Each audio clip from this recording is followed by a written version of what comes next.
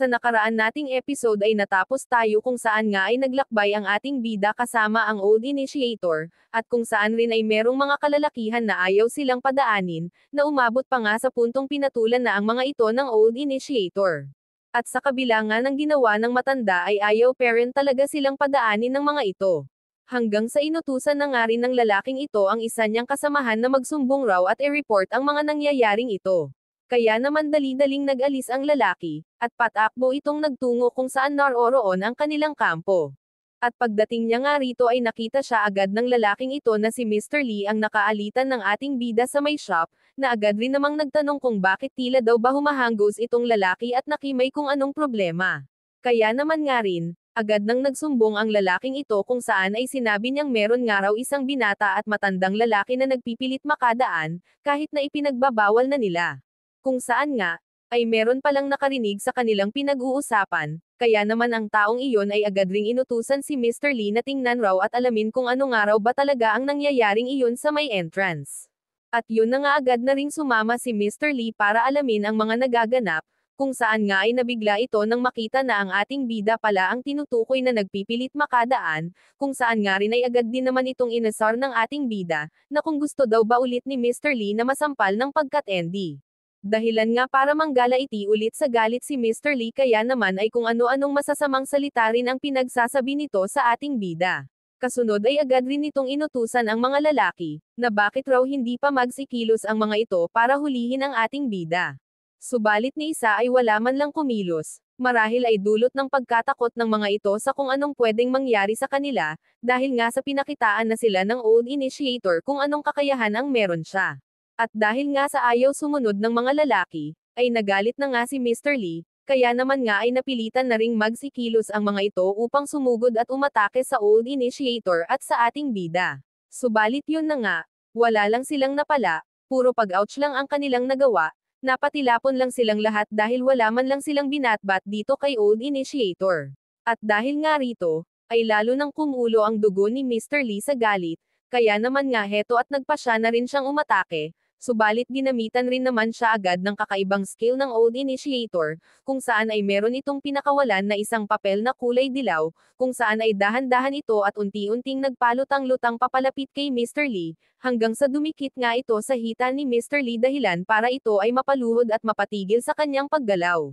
Kaya naman nga rin napatanong itong si Mr. Lee kung sino raw ba talaga itong si Old Initiator, at kung meron din daw ba itong ginamit sa kanya na kung anumang uri ng salamangka o pangkukulam.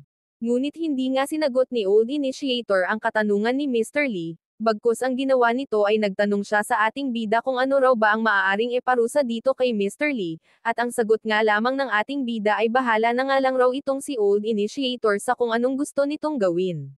Kaya naman nga eto at lumapit na si Old Initiator kay Mr. Lee habang may pagkaseryosong nakatingin, pagkatapos ay bigla na lang nitong binanatan si Mr. Lee sa pamamagitan ng malakas na paghataw nito sa ulo, dahilan nga para magsilabasan ang mga dugo sa may mata, ilong at bibig nitong si Mr. Lee, ay iyon nga ay sobrang tendi sa sobrang sakit.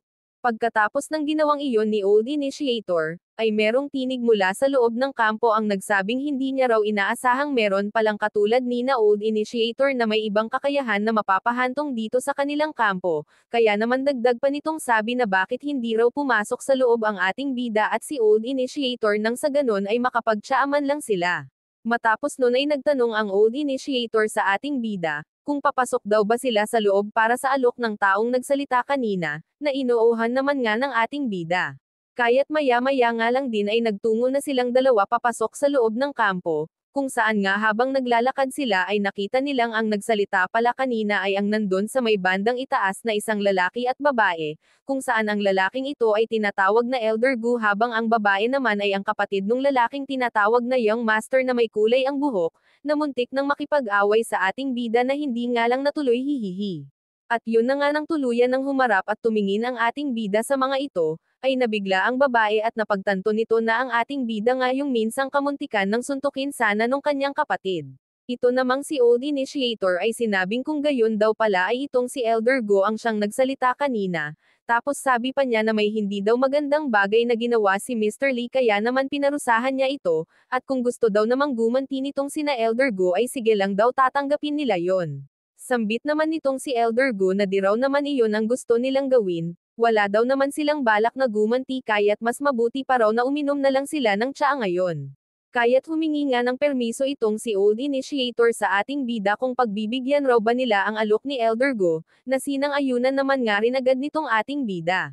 At eto nga't lumukso na ng mataas si Old Initiator, upang magtungo sa kinatatayuan ni na Elder Go. At pagkalapit-lapit pa nga lang ni Old Initiator sa mga ito, ang ginawa naman ni Elder Gu ay nagsaboy ng tsaa mula sa hawak niyang inuman, sabay kanya ring sinalo ang bawat pagpatak nito, at makikita ngang tila ba nagkaroon ito ng patilos na anyo, sabay isinaboy papunta kay Old Initiator, kung saan nga ay agad rin naman itong sinalo at inilagay ni Old Initiator sa kanyang inuman. At kung saan nga rin, pagkalagay-lagay pa lang ng mga patak na iyon, ay agad rin ang mga itong natunaw hanggang sa maging inumin, abaloko ay matendi iinom lang ay may paganon pa hane mga idol hehe. At yun na nga, matapos nun ay nagpasalamat si Old Initiator kay Elder Go, sabay ininom niya na rin ang masarap na tsaa. Nabahagya naman ngang ikinatuwa ni Elder Go, pagkatapos ay sinabi nitong masasabi raw niyang napaka-generous na tao nitong si Old Initiator, sabi pa nito na kung ano man raw ang nangyari sa pagitan ng kanyang servant na si Mr. Lee at ni na Old Initiator, ay marahil daw ay kagagawan at kasalanan na daw yun ni Mr. Lee kaya nararapat lang daw na kamatayan ang naging kaparusahan rito.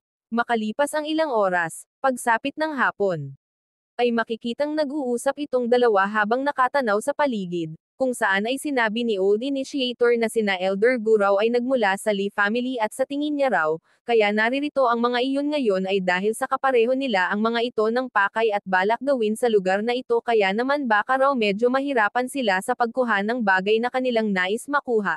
Sambit naman ng ating bida na okay lang daw naman kung gayon, sapagkat maaari daw naman nilang gamitin ang mga yun para matest nila at matukoy kung alin-alin ba ang mga nakatagong panganib na dapat nilang maiwasan. Dagdag pang sabi ng ating bida na mukhang nakaka-recover na raw ulit ang Old Initiator, sapagkat nagawa raw nitong matuno kanina yung tinatawag na icicles na galing kay Elder Go.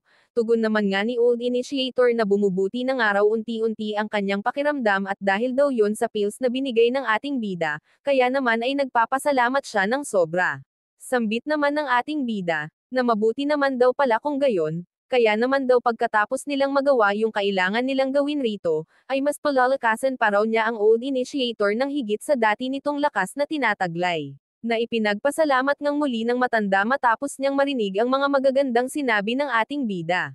Balik tayo sa dalawang ito, kung saan nga ay abala rin sila sa pag-uusap, at sinabi nga ng babae kay Elder Gu na ang lugar daw na ito ay nasa gitna ng kawalan at kakaunti lang ang nakakaalam ng tungkol rito, kaya naman raw ay papaanong nalaman at nagawang matukoy ng ating bida at ng Old Initiator ang lugar na ito, at kung sino nga raw ba talaga sila at saang parte sila ng mundo galing. Tugon naman ni Elder Gu na kung hindi raw siya nagkakamali, ay baka raw ang isa sa mga taong nakadiscover sa lugar na ito 20 years na ang nakalilipas, ay sina Old Initiator at ang ating bida kaya naman nagawa nilang magtungo rito. Sambit naman ngang muli ng babae na kung talaga raw na sina Old Initiator ang isa sa nakadiscover sa lugar na ito, at ngayon lamang sila nagbalik ay marahil daw na talagang preparado sila ngayon, dagdag pa nitong tanong kay Elder Gu na kung iyon raw ba ang dahilan kung bakit nakikipagkaibigan ito kana Old Initiator, para rin daw kung sakaling merong demonic beast silang makasagupa ay sina Old Initiator ang mauunang mapaslang, kaya naman rin ay makakagawa sila ng paraan para sila ang nagtagumpay ng hindi man lang nahihirapan. Nasinang-ayunan naman nga rin kaagad ni Elder Gu, sabay pinuri pa niya ang babae na napakatalino raw talaga nito, sapagkat nalaman raw agad nito ang maganda niyang pinaplano. May pagpapahumble namang sumagot ang babae na hindi naman raw talaga siya totally matalino, at ang nais niya lang raw talaga ay ang mahanap at makuha ang herbs, at nang sa ganon ay tuluyan ng gumaling ang kanyang ama. At maya-maya nga lang makalipas ang ilang sandali, ay lumipat naman ang eksena dito kay Young Master kung saan ay seryoso lamang itong naglalakad. Hanggang sa bigla nga itong harangin ng isang servant at pigilang makapasok sa loob, dahil raw umano sa nagpapahinga pa raw ang kapatid nito. Na ikinagalit naman nga ni Young Master dahilan para sipain nito ng malakas ang servant, habang sinasabi pa na ang lakas naman raw yata ng loob nito para pigilan siya at harangin. Sambit naman ng servant, na di raw naman niya iyon sinasadyang gawin sapagkat siya ay napag-utusan lamang.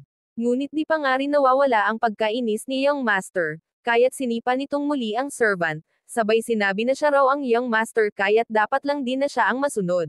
At sisipain pa nga sana niyang muli ang servant, subalit agad rin naman siyang pinigilan ng kanyang kapatid nang siya ay makita nito.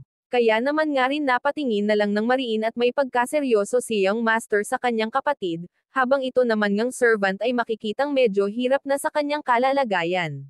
Kaya naman nga ang ginawa nitong babae, ay sinabihan ang servant na maaari na raw itong umalis para magtungo sa doktor, pumunta lamang daw ito sa kanilang accountant para makakuha ng perang pampagamot, at bibigyan niya rin daw ito ng ilang araw para makapagpagaling ng mabuti. At pagkatapos ng magsalita ng babae ay agad na rin naman itong tumalikod. Kasunod ay pumasok sa loob ng parang isang tent, kung saan nga ay sumunod rin naman agad rito si young master. At nang nasa loob na nga ang dalawa, ay kinausap ng babae si young master at sinabi nito na bakit raw naman iyon ginawa ni young master sa kanilang servant, gayong napakatapat raw naman yun sa kanilang pamilya, at dahil raw sa ginawa nitong pagpaparusa kanina nang wala namang dahilan ay tiyak na ikadi-disappoint yun ng mga tao sa kanilang angkan. Tugon naman nitong si young master na ano raw naman kung ginawa niya yun kanina sa servant, marami pa naman daw silang ibang servant at bukod pa raw doon ay hindi naman iyon nagtangkang lumaban kaya sa tingin niya ay okay lang. Naiinis naman ngang sambit ulit ng babae, na para raw sa isang leader ay ang pinaka-importanteng bagay ay ang makuha lagi ang puso at isipan ng mga tao, hindi yung kung ano-ano na lang ang inaasta na kala mo kung sino. Sabi naman ni young master na mabuti pa raw na wag na muna nilang pag-usapan ang tungkol sa kanya, at ang pag-usapan na lang nila ay ang nangyari kay Mr. Lee, kaya't agad rin itong tanong dito sa kanyang kapatid na kung totoo raw bang hinayaan lang nito na makaalis ang pumas lang sa kawawang si Mr. Lee, na seryoso namang inuuhan nitong babae. Naikinagalit naman nga nitong si young master sabay tanong pa nito, na papaano raw yun nagawa nitong kanyang kapatid, subalit hindi na nga lang umimik pa ang babae. At ito naman ngang si young master ay tila ba pag-alit na sinabing ang pagiging sikat raw at kinatatakutan ang dapat nilang gawin, nang sa ganon ay manatiling buhay ang kanilang buong angkan, dagdag pa nitong sabi na siguro nga raw at isa lang din nilang servant si Mr. Lee, subalit ito raw naman ay labis na ang nagawa para sa kanilang pamilya, kaya naman nararapat lang daw na magbayad ang taong pumas lang kay Mr. Lee, kaya naman ngayon din daw ay kailangan na nilang maghanda para sa kanilang paghihiganti. Ngunit hindi nga natuwa ang babae sa mga sinambit ng kanyang kapatid, bagkus ay nagalit pa siya at pinatigil rin niya ito sa pagsasalita, kaya naman nga rin tila ba may halong kakaiba kung makatingin itong si young master. Kasunod nun ay dagdag pang sinabi ng babae, na siya na lamang daw ang baalang magintindi sa bagay na yon, kaya naman mabuti pa raw na magpahinga na lang si young master total maging siya ay pagod na rin dahil sa mga ginawa niya kanina kaya bukas na lang daw ulit sila mag-usap. Subalit hindi nga nagustuhan ni young master ang mga sinabi ng kanyang kapatid, kaya naman makikitang tila ba nanggigigil na ito sa sobrang inis. At pagkatapos ay tumalikod na rin ito at lumabas patungo naman sa kanyang tinutulugan. Kung saan nga pagkarating pa lang nito, ay agad itong nagbasag ng vase upang maglabas ng sama ng loob. Sabay may panggagalaiti at pasigaw itong nagsalita ng masama, tapos sabi rin nito na siya ang young master at dahil sa mahina ngayon at may sakit ang kanilang ama, ay nararapat lang daw na siya ang mamuno at masunod sa lahat. Hanggang sa pumasok naman at lumapit ang isa pa nilang servant na ito, na mukhang paubos na ang ngipin, kung saan nga ay sinabi nitong kung pwede daw ay wag nang masyado pang magalit si young master, sapagkat ang kapatid raw nito ang siyang pinagkakatiwalaan ng kanilang ama, kung saan maging si Elder Gu ay naatasan rin para protektahan ito kaya naman hindi raw ito ang tamang oras para sumuway sila sa mga utos ng kapatid ni young master. Ngunit pag-alit namang sambit nitong si young master, na hindi raw niya lubos maintindihan kung bakit ang kapatid niya ang siyang pinagkatiwalaan ng kanilang ama, samantalang balang araw daw naman ay magpapakasal na rin ito kaya't mag-iiba na rin ang dadalhin nitong apelyido. Sabi naman ng servant, na ito raw namang si young master ang nag-iisang anak na lalaki, at ito raw ay masasabing talagang isang katotohanan na siya lamang ang dapat na maging tagapagmana at tagapamahala. Naiinis namang sabi ni young master na ano raw naman kung siya yung nararapat talagang maging tagapagmana, wala naman daw na nakikinig man lang sa kanya kaya naman ano pa raw ang silbi nun. At tila nga may kung anong kalokohan at pagkatusong pumasok sa pag-iisip nitong servant, dahil sinabi nitong hindi naman daw kailangang madaliin nitong si young master ang lahat, sapagkat dahil nga raw sa ang kapatid niya ang pinagkakatiwalaan ng kanilang ama sa loob ng ilang taon, na kung saan ay marami na rin itong napagtagumpayan, kaya naman raw maging ang mga tao ay handang sumunod rito, subalit ngayon daw naman ay nasa critical ng kalagayan ang kanilang ama, kaya ito na rin daw ang perfect time para dito kay Young Master para magsagawa ng kilos, kung saan rin ang kinakailangan na lang daw nila ngayon ay maghintay ng tamang pagkakataon para mag-strike back.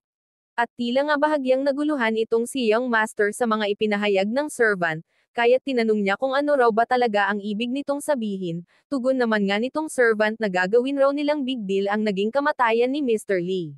Kung saan raw sa tingin niya marahil ay merong dalawang dahilan ang kapatid ni Young Master, kung bakit di man lang daw ito nagsagawa ng aksyon sa pagkakapaslang kay Mr. Lee, maaaring hindi lang daw talaga nito ginusto o hindi lang talaga nito tinangka na kumilos. Sambit naman ni Young Master na magpatuloy lang daw itong servant sa pagsasalita. At mukhang interesado tong lalaking kahit masama ang balak na plano ng servant, loko ka pala eh. At yun na nga nagpatuloy ng muli ang servant, kung saan sinabi nito na kanya raw narinig na ang nakapaslang kay Mr. Lee ay ang master ng Bayon Temple na si Liu Tong, kung saan ay masasabing mas malakas raw ito kumpara sa kanila, at ikinababahala rin daw niya na baka halos lahat ng kapwa-servant niya ay magalit dahil sa nangyari kay Mr. Lee, at dahil nga rin daw sa utos ng kapatid ni Young Master, kaya wala man lang nagtatangka sa mga kasamahan niyang servant para ipaghiganti si Mr. Lee, kaya naman kung gugustuhin raw nitong si Young Master na ipaghiganti si Mr. Lee, ay tiyak raw na makukuha rin nito ang suporta ng lahat ng servant at kung saan ay siya na rin ang susundin ng mga ito. At bahagyang ang napaisip si Young Master sa mga sinabi ng servant. Hanggang sa maya-maya nga lang, ay makikitang tila ba nagustuhan na rin nito ang suhestyon ng servant, subalit nasabi rin nito na kung gayon raw naman palang mas malakas sa kanila si Liu Tong, ay paniguradong hindi magiging madali para sa kanila na ito'y paslangin. Sambit naman ng servant na oo nga raw at talagang wala silang laban sa Old Initiator, subalit iba raw naman yung lalaking kasakasama nito. Kung saan ang lalaking iyon nga raw ay maaaring disciple lamang ng Old Initiator, kaya naman hindi raw porket malakas ang matanda ibig sabihin nun ay malakas na rin ang lalaking iyon, ang kailangan lang daw nilang gawin ay i-distract si Old Initiator upang mapaslang nila ang lalaki sabay biglang itatapon sa madilim na lugar, at sa ganong paraan daw ay magkakaroon ng dalawang maaaring kahinatnan. Una ay maaari raw na maghiganti si Old Initiator laban kay Elder Go, at maaari rin daw na maging dahilan yun para paslangin ni Old Initiator ang lahat ng naririto at iyon nga raw ang mas makabubuti nang sa ganon sa oras ding iyon, ay ito ng si Young Master ang magiging pinuno at mamamahala sa lahat. Kaya naman nga nang marinig iyon ni Young Master ay tila ba nagulat ito sa opinyon ng servant, kaya napasabi rin ito na parang masyado daw naman yatang brutal ang ganong bagay. Subalit di pa nga tapos itong servant sa paghahambog at paninipsip kaya't nagpatuloy pa ito sa kanyang pagsasuggest, kung saan nga sinabi nitong ang pangalawa raw naman, ay maaaring kusa na lamang sumuko si Old Initiator kapag nalaman raw nito at nakita na mas marami sila, at kapag daw nangyari yon ay talagang magandang bagay sapagkat bukod sa naipaghiganti na nila si Mr. Lee, ay tuluyan na rin nilang makukuha ang buong suporta at tiwala ng lahat. Kaya't heto naman nga at masusing pinag-iisipan nitong si Young Master ang lahat ng mga sinabi ng servant. At maya-maya nga lang din ay makikitang mukhang nakapag-decide na rin ito, kung saan ay sinabi pa nitong gagawin na raw nila ngayon din ang plano.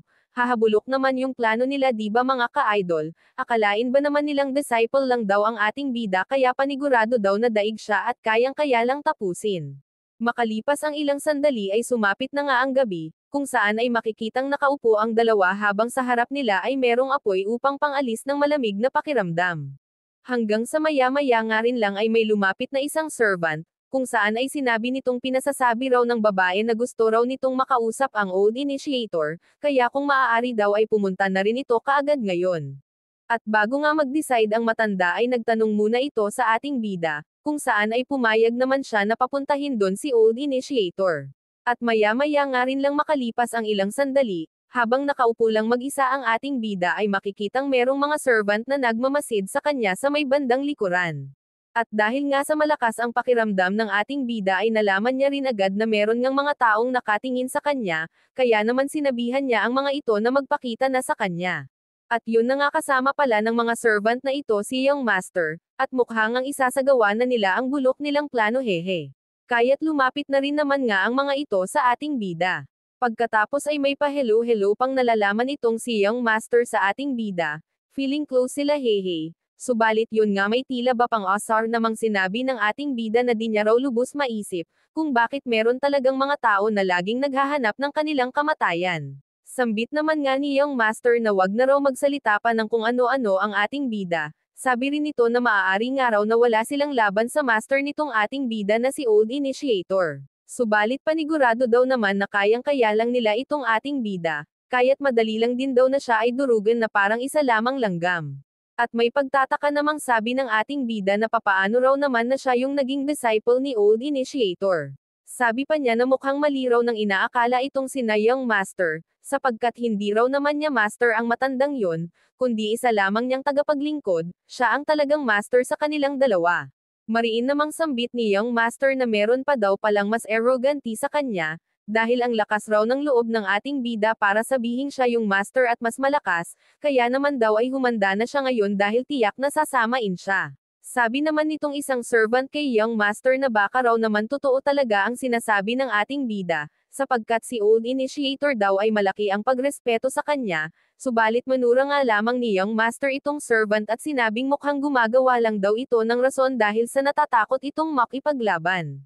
Kaya naman nga maya-maya rin lang ay nag-utos na itong si Young Master sa mga servant, na magsipaghanda na raw ang mga ito upang umatake sa ating bida. Abangan sa ating next episode kung ano pa nga ba ang mga nakaka-excite na mangyayari. Ano nga ba ang kahahantungan ng kanilang labanan? Pakatutukan lamang po ang lahat dito sa ating YouTube channel na Manhwa Tagalog Recap Second. Kung nagustuhan nyo rin po ang ating episode ngayon, ay paki-like naman po ito mga idol. Huwag na rin kayong mahiya pa na mag-iwan ng inyong komento at saloobin tungkol sa inyong napanood ngayon. Please don't forget to share and subscribe na rin po para sa lahat ng mga hindi pa po nakaka-subscribe dito sa ating channel. Syempre wag nyo na rin pong kalimutan na i-hit ang notification bell para lagi kayong updated sa mga next video natin. Sana po ay nag-enjoy kayo ngayon sa inyong panonood mga idol. Thank you po.